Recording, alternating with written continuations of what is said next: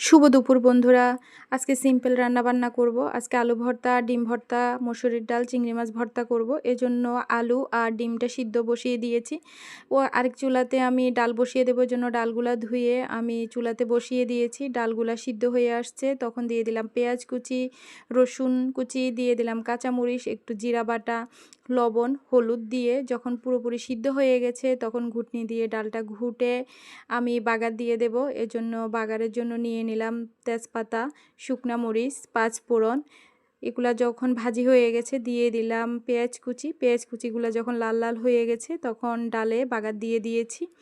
আরেক চুলাতে ডিম আর আলু দিয়ে দিয়েছি, ওগুলো সিদ্ধ হয়ে গেছে, ওগুলো নামিয়ে আমি রেখে দিয়েছি। এখন আলু ভর্তা, ডিম ভর্তার জন্য পেঁয়াজ কুচি ভাজি নেব আর শুকনা মরিচটা টেলে নেব ও ভর্তা করার জন্য।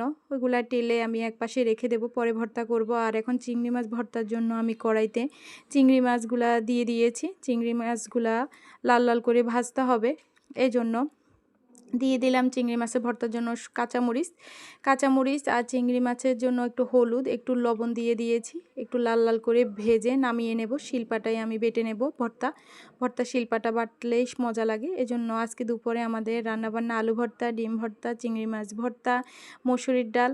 আজকে আমরা এই খাবো। আপনারা সবাইকে কি খাবেন জানাবেন আর আমার পাশে থাকবেন।